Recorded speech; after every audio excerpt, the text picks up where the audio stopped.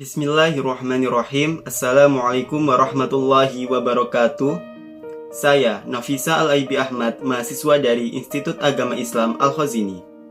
Video ini dibuat untuk menyelesaikan salah satu tugas dengan mata kuliah bimbingan dan konseling dengan dosen pengampu Mei Kalimatus Syaro MPD. Inilah video presentasi dari saya.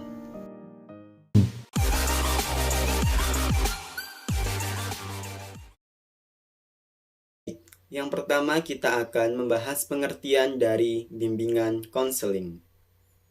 Bimbingan konseling sendiri adalah sebuah proses pemberian bantuan yang dilakukan melalui wawancara konseling, yakni secara face-to-face, oleh seorang ahli yang disebut konselor, kepada individu yang sedang mengalami sesuatu masalah yang disebut dengan konseli, yang bermuara pada teratasinya masalah yang dihadapi konseli, serta dapat memanfaatkan berbagai potensi yang dimiliki dan sarana yang ada, sehingga individu atau kelompok individu itu dapat memahami dirinya sendiri untuk mencapai perkembangan yang optimal, mandiri, serta dapat merencanakan masa depan yang lebih baik untuk mencapai kesejahteraan hidup.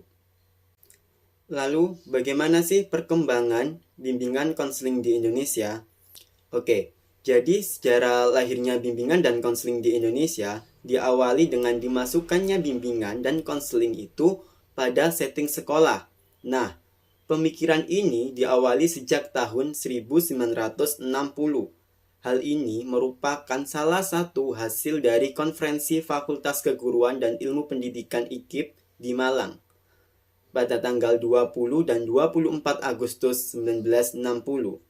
Namun, bimbingan konseling baru diresmikan di sekolah di Indonesia sejak diberlakukan kurikulum 1975, kemudian disempurnakan di dalam kurikulum 1984 dengan memasukkan bimbingan karir di dalamnya.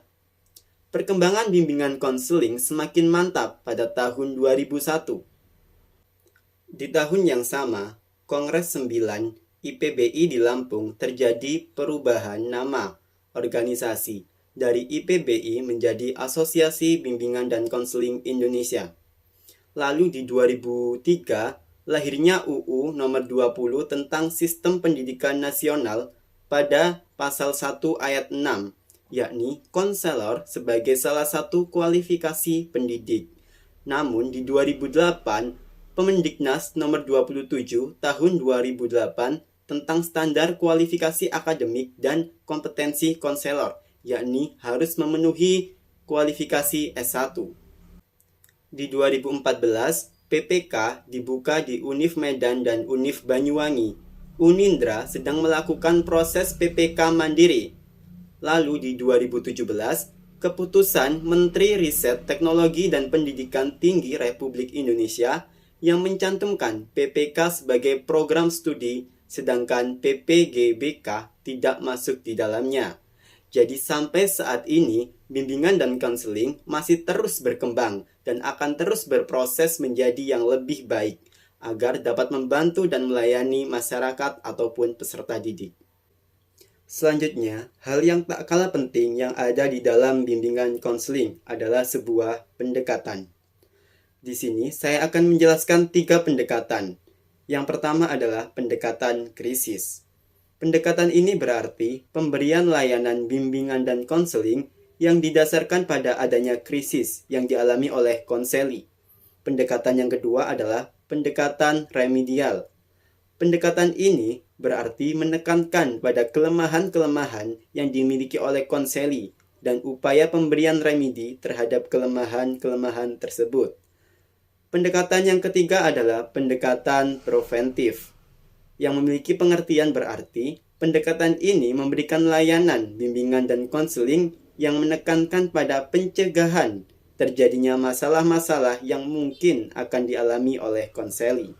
Setelah kita membahas pengertian, sejarah, dan pendekatan dalam bimbingan konseling, selanjutnya kita akan membahas bagaimana agama dalam bimbingan konseling. Menarik ya. Jadi, dalam konsep Islam, Pengembangan diri merupakan sebuah sikap dan perilaku yang sangat diistimewakan. Manusia yang mampu mengoptimalkan potensi dirinya sehingga menjadi pakar dalam disiplin ilmu pengetahuan dan dijadikan kedudukan yang mulia. Lalu, landasan religius dalam pengembangan dan konseling ini mengimplementasikan bahwa konselor sebagai helper yang membantu memberikan bantuan untuk dituntut memiliki pemahaman akan nilai-nilai agama, nilai-nilai norma, dan komitmen yang kuat untuk mengamalkan nilai-nilai tersebut dalam kehidupannya sehari-hari, khususnya dalam memberikan layanan kepada klien atau peserta didik. Pembahasan yang terakhir, yakni langkah-langkah dalam pelaksanaan bimbingan karir atau jabatan. Di sini terdapat 4 kegiatan bimbingan karir, yaitu yang pertama, pemanfaatan pemahaman diri berkenaan dengan kecenderungan karir yang hendak dikembangkan. Yang kedua, pemantapan orientasi dan informasi karir pada umumnya, khususnya karir yang hendak dikembangkan.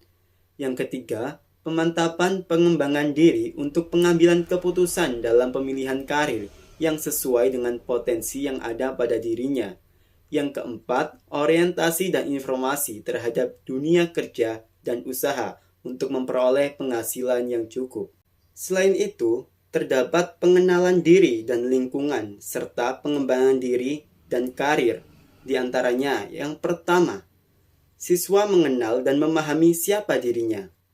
Yang kedua, siswa mengenal dan memahami lingkungan sekitarnya, meliputi lingkungan keluarga, terus tetangga, sekolah, sosial budaya, dan masyarakat.